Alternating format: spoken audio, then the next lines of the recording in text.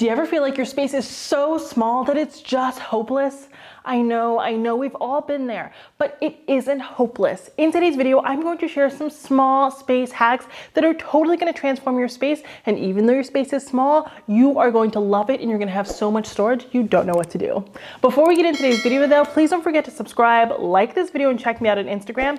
And I do want to thank Wayfair for sponsoring today's video. And I'll tell you more about my new show, Interior Motives, a little bit later on, but let's get into today's video. Now, the first small space hack that I want to talk about is putting wheels on your furniture. So I know this can be a little bit of a controversial one, but putting wheels on your furniture can really open up a space. If you live in a studio apartment, that means that your bedroom is also your living room and your dining room and your kitchen and every single room at once. This means that you need to maneuver the furniture to fit different needs at different points in time. Well, I think I can speak for everyone when I say that lifting your coffee table and moving it somewhere and finding somewhere to put it every single time you're having a gathering is just plain annoying. Plus, you might hurt your back. So if you start putting your furniture on wheels, it makes it really easy to move things out of the way depending upon what you're doing on that specific day. This means that you can use the space to its fullest, right? So if you are having a get-together, you can have your coffee table out, but if you're not having that get-together, maybe you can put your coffee table in your closet and use it as some type of storage, right? Having everything on wheels really gives you options. And this doesn't just stand for your coffee tables, side tables, dining tables, I don't think lamps, but bookcases, pretty much any big piece of furniture that you would want to move, put it on wheels. Not only is this helpful for entertaining, as I've said already, but this is also super helpful when it comes time to move. So instead of having to recruit your 5 best friends to move with you, it'll be really easy because everything is on wheels and you can just wheel it down the hallway. Now, a lot of you are probably thinking, well, can't that be dangerous? Yes, it can. So what I actually want you to do is to get wheels that have brakes, right? So there are wheels with no brakes and there are wheels with brakes. So just make sure that you get those brakes so that your furniture isn't going to move unnecessarily, right? We will have the nice sleek look and then we don't have to worry about moving it at all. And I know you're probably wondering, well, won't the wheels look ugly? What you can do is actually just mount those wheels on the inside of that piece of furniture. So what does that mean? If you have a coffee table with like 4 legs, put the wheels on the inside of the coffee table as opposed to on the outside where it would be exposed. Doing something simple like that can really, really improve your space. Whenever anyone's decorating their home and they're looking at those blank 4 walls, they say art. But you need to remember that when you're in a small space or when you're in any space, your walls are also a storage location. And this is something I think people forget all of the time. You don't just have to have art up on your walls. You can have shelves, you can have wall-mounted bookcases, you can have wall-mounted like cabinets, right? You have wall-mounted cabinets in your bathroom, your medicine cabinet. You can have wall-mounted cabinets in your living spaces as well. This means that instead of taking up that precious floor space, you can use some of that wall space. And if you're mounting a bookcase or a cabinet or something like that, don't forget that you can zhuzh it up, right? You don't just have to have like a basic cabinet up on the wall. You can add lights to it. You can put art over top of it. You can wallpaper it. You can do whatever it is you need to do to make that piece of furniture really represent you and your home. But it's a great way to get some of those storage items off of the floor because let's face it, our cube organizers, our bookshelves, our this and our that, they take up so much space that sometimes it's honestly difficult to walk through our small spaces. So if we get those things up on the walls, this is a great way to ameliorate this issue. One of my favorite ways actually to get some storage up on the wall while maintaining its look as wall decor is actually to get some type of box or like cabinet up on the wall and then you put a piece of art on top of it and you just attach a hinge to the frame of that painting so that when you want to open the cabinet, the door of the cabinet opens and there's a piece of art there. When you close it, it's just totally obscured by that piece of art. It gives me kind of like Harry Potter vibes when they're going into their respective lounges. Why can't I remember what they're called right now? But into their respective lounges just like that, except for without a woman screaming through the painting. Now, this doesn't just apply to living rooms and dining rooms. You can also use wall storage in your kitchens, right? So you can add acrylic containers that attach to the wall or shelves. And actually, in the newest episode of Interior Motives, I talk all about how to maximize storage and really brighten up a tiny kitchen. So if you have a tiny kitchen that you're almost afraid of because there's no storage, it's so dark, it's so gloomy, and as a result, you're buying way too much takeout, you need to watch this episode of Interior Motives.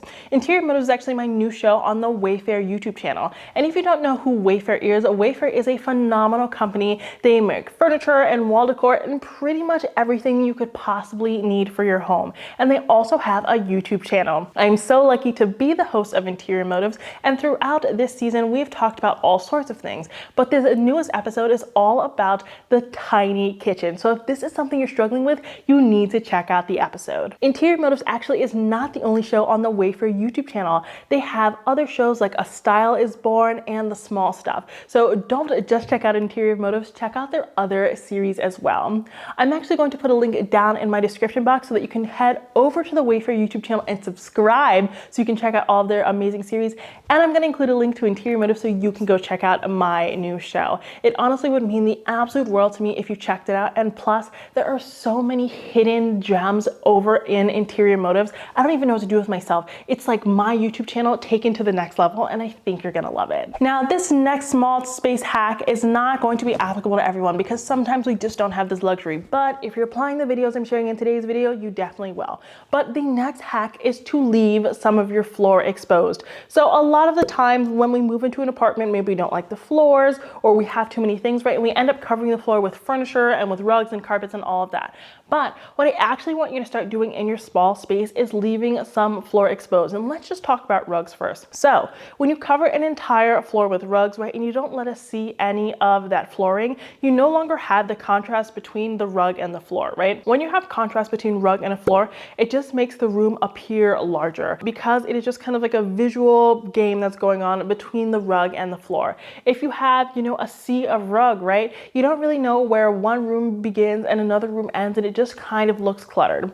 The same thing goes when you fill up a space with furniture. If you have bookcases with no books in them, if you have storage containers that are completely empty, it's time to part ways with them. You can't have everything on the floor because having things on the floor is literally cluttering the space that you have to exist in, right? I'd rather you clutter up the space on your walls, right, where you're not sleeping, you're not doing anything, or at least I don't think you sleep on your ceiling, right? Clutter up there and not clutter around the space that you need to occupy. Because if you feel like you can't maneuver your space, you don't want to be in your space, you don't work on your space, and that just isn't a good thing. So what does this mean going forward? This means that I want you to keep putting down rugs, but I want you to make sure that they're scaled correctly. I don't want any rugs curling up the side of a wall. I don't want any rugs touching the walls. I want them to be scaled correctly, and especially in your small space, be sure to have different rugs for different sections, even if it's a studio, because it will help visually divide the space, and that therefore will help the space appear larger. And that's something we always want to do when we're dealing with this tiny space. Now, this has to be my favorite hack of the day, but what I want you to start doing in your small space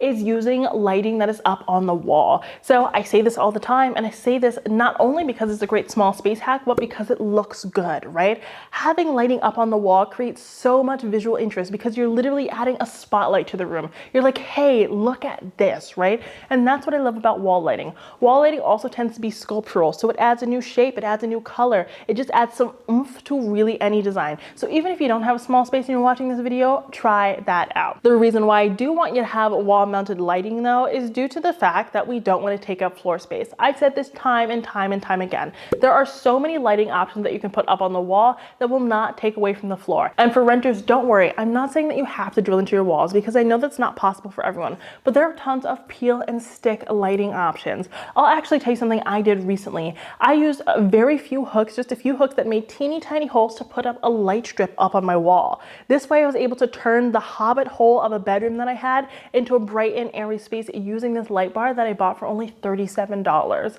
This way I was able to brighten my room without taking up floor space, and it almost acts as a piece of art up on my wall. So it's a win-win no matter what. There are tons of peel and stick lighting options, and there are also tons of lighting options you can put up with really, really small holes that I promise you your landlord won't even notice. Now, if putting lighting up on the walls just isn't in the cards for you, I have another hack for you, so don't worry, I won't leave you hanging.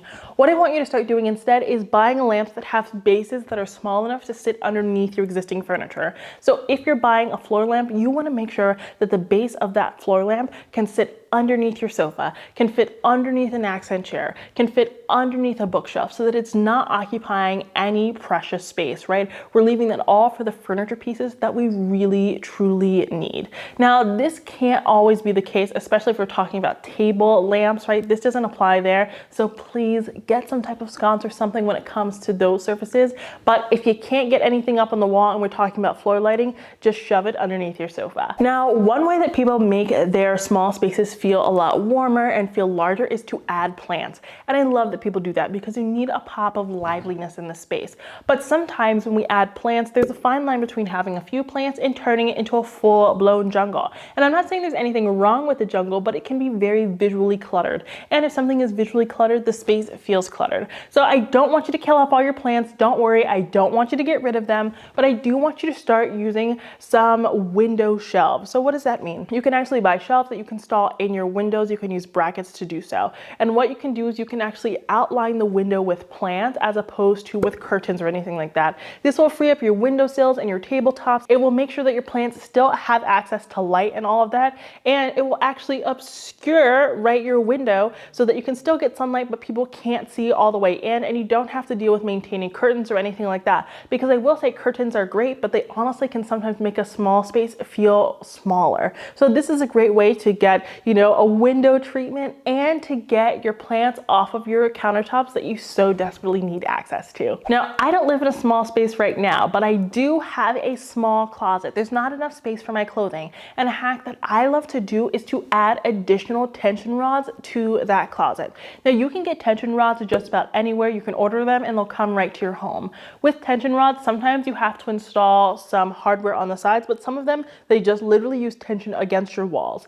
If you get a tension rod, you're actually able to use more space in your closet, because a lot of the times a landlord or someone, they will just add one wire shelf and you're like, well, what am I going to do with one wire shelf? What about all that space at the tippy top, and what about all that space down low, right? If you add tension rods, you can maximize that space and you can organize your clothing better, because you can have one rod for shirts, one rod for dresses, one rod for pants. You can be better organized in your closet instead of trying to shove everything in there, just trying to make it fit.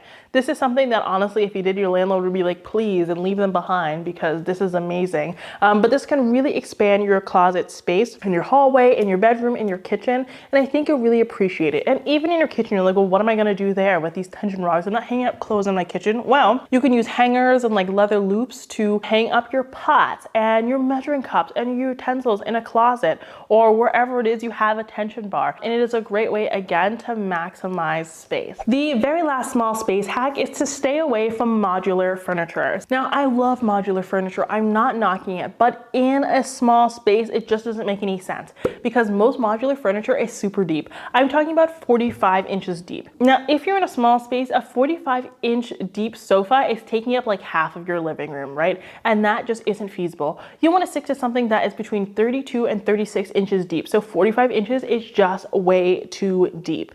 When you have furniture that isn't as deep, you have more space for walkways, because something that happens a lot in small spaces is we eliminate walkways, right? So it's really hard to maneuver. So we're like shuffling through our space, right? If we're having a party, you have to climb over the furniture. It just is very difficult to maneuver, and that just is no way to live. So if we don't have modular furniture, we actually get back a lot more walking space, which we really, really need. Now, what should you look out for instead? Instead of buying modular pieces, you want to buy pieces that actually have substantial legs so that light can pass through underneath, which helps the space appear larger. It also gives you some storage space underneath your sofa or underneath your pieces of furniture that you wouldn't otherwise have. You also want to make sure that that furniture has some type of interesting shape in it, in the arm or something like that, to create some visual interest and kind of change the way the light travels through the sofa, again, to help it appear a little bit larger. Now, if you already have a modular sofa, you do not need to change it, but going forward, try to stay away from them because they are just too big for small spaces. Okay, you guys, that is it for today's video. Those were some small space hacks. And if you're living in a small space, I hope that today's video has totally transformed your view in your space. And I know it's going to look so much better and larger, and there's nothing better than that. If you like today's video, please don't forget to subscribe, like this video, and check me out on Instagram. And again, I'm going to leave a link down in the description box so that you can go check out my show on the Wayfair YouTube channel, Interior Motives, and check out all of their other fantastic series. And while you're there, please don't forget to subscribe to Wayfair. Until next time, have a beautiful day.